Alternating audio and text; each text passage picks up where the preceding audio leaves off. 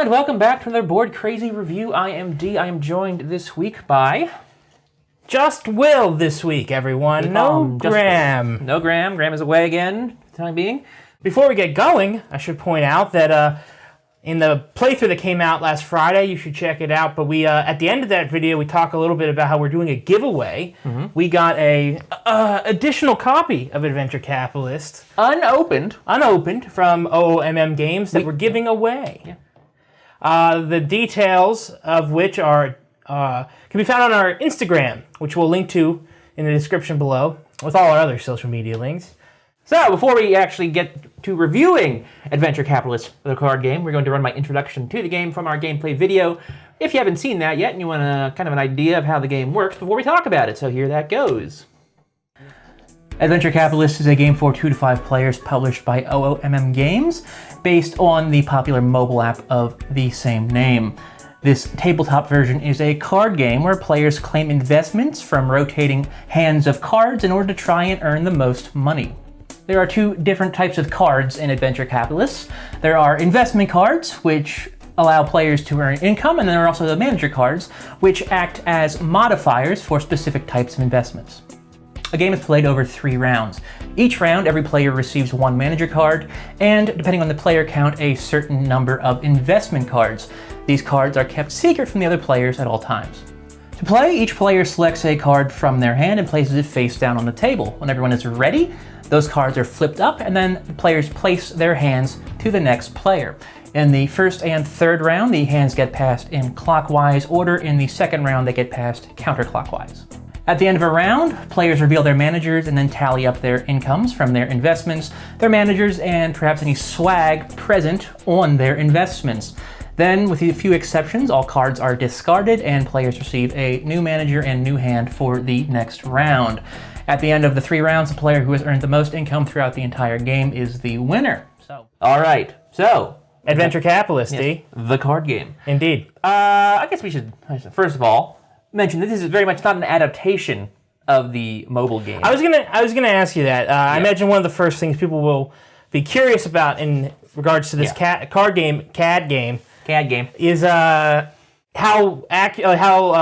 close is it to not at all the mobile version? Not even the theme, everything. If you've played the mobile game, which I have dabbled with since we got this, all the characters and the businesses are going to be familiar to you, and all the artwork. So they got that part, which I think is well, that's part of it. It's good. Yeah. But as far as how the game plays, completely different. Which I guess should be expected. There's, the mobile game is, it's a clicker. There's a lot of automation involved. Yeah. It would not work as a tabletop game. This is just a set collection card game. Yeah. Could you say that, it's a good thing, maybe, that they didn't adapt the game one for one? Or would it have been I wouldn't have impossible? done that. That would have been insane. Yeah, okay, good. No one would have enjoyed that. No, this is it's an adequate use of the theme. Okay. Yeah. Well, let's get to know. Do you, since you've played the mobile game, would you say people who've played it would enjoy this? I mean, it's hard to say that with any certainty. I would say if I could see maybe someone who is a big fan of the mobile game, if you're a fan of the tone. Oh, okay. And the art, the theme even. Maybe you might get this a bit more enjoyment out of this game. This might be it's almost a novelty, maybe. Yeah, for okay. a super fan, like a cool accompaniment. Yeah. But if you're addicted to the game, the clicker aspect of the game, this no. I mean, there's not really any correlation between the two. You might enjoy both. You might enjoy this and not the mobile app, but I wouldn't say there's anything to tie them together in terms of how they play. Okay, well, talking about how they play, why don't we talk about the gameplay a little bit? Sure. Specifically, the card game. We're not going to talk at all about the mobile game. No, that's it. Yeah, this is just about the card game. It's it's a perfectly acceptable set collection game. Yes. It's quick. There's not much to learn. It's not mindless. No. In the sense that you do have to think. It's pretty simple. It's very simple. Yeah. I it's fine. The trading of the hands is pretty fun. I think it's at least until you've seen all the hands and then you've learned what's out there.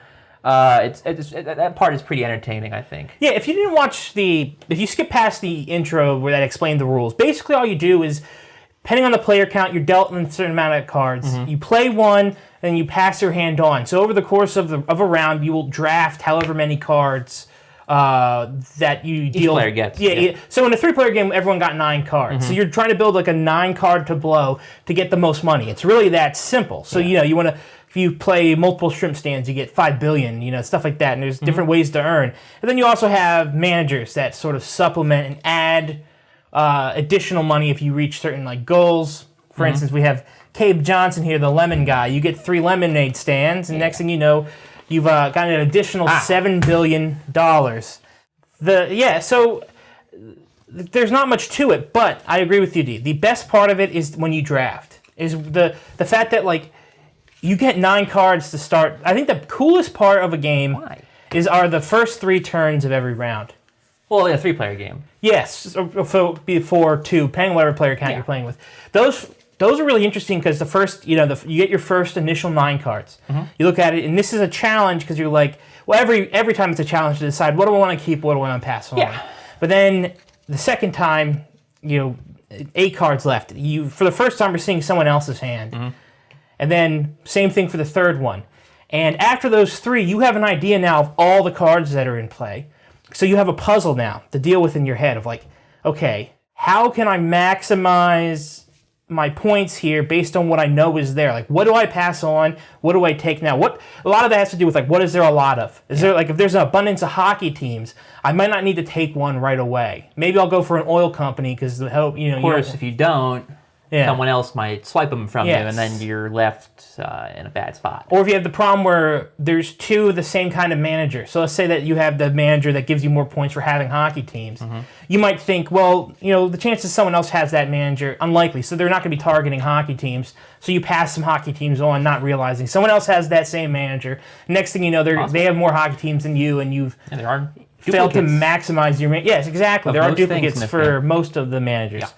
That is the main gameplay trick. I think that's where the best gameplay comes from, is like trying to figure out which cards do I keep, which ones do I pass on, and when to do that. Yeah, no, definitely. Requires memory. It requires tactics. Yeah, and I think card drafting game fans, like people who like card drafting, will really enjoy that element of the gameplay.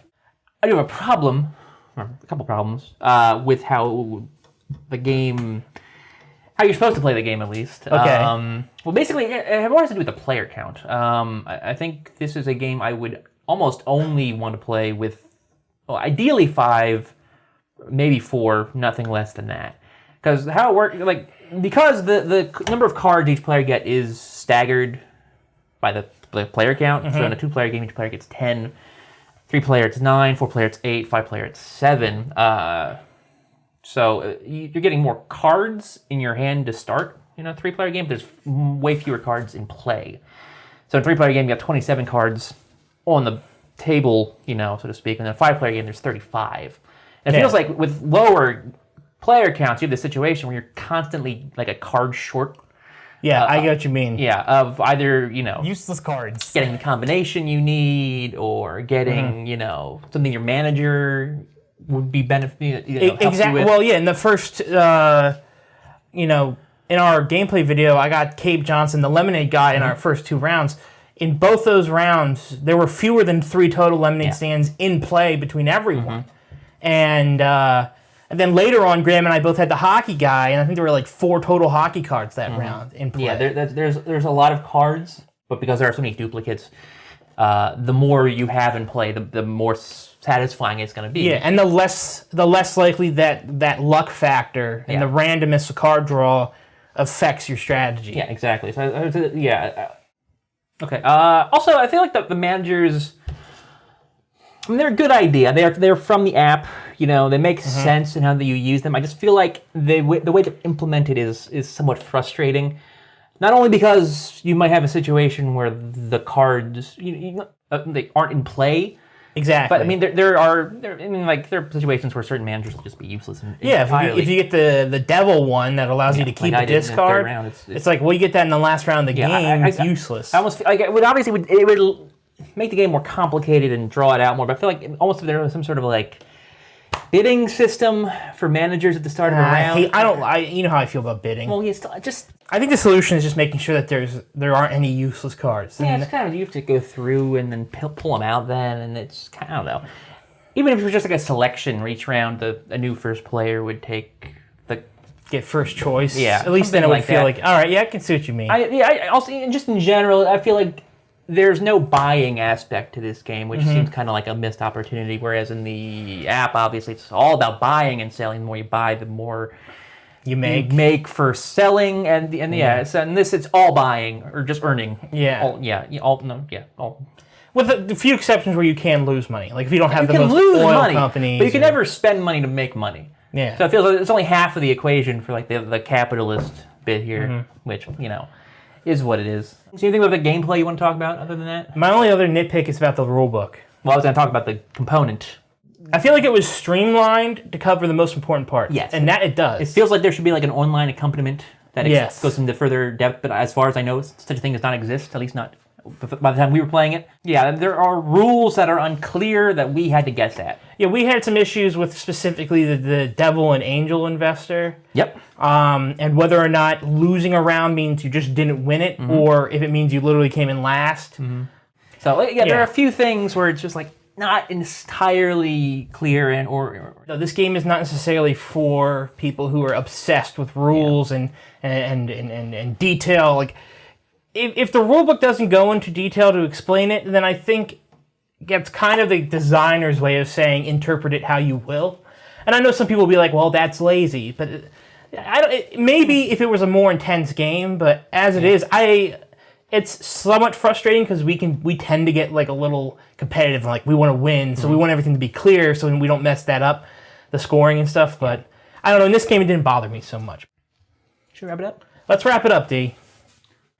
Fans of the mobile app might enjoy this more than the average person. I don't know. It's a perfectly acceptable set collection game. It's not remarkable in any way, really. Nor is it necessarily the first game I would go to if I wanted to play a game like this. But it's fine. I give it, out of 5 stars, I'll give it I would give it 2.5. 2.5? I would maybe a 3 if you're playing with a higher player count.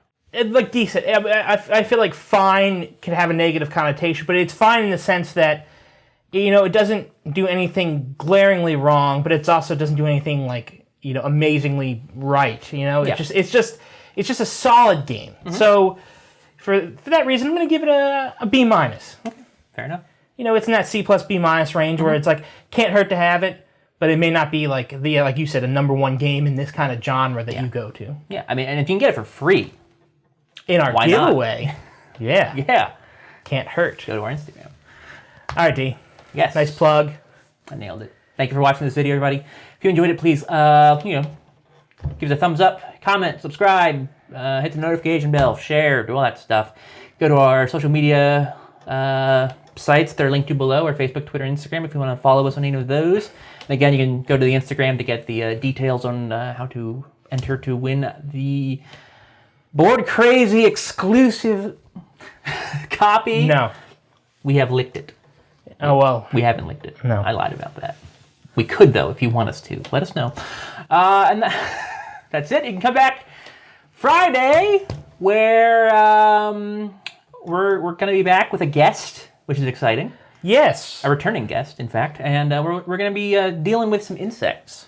Indeed. Yeah. I'm looking forward to it. Me too. So please come back then. Until next time, toodaloo, everybody. See you next time. Bye.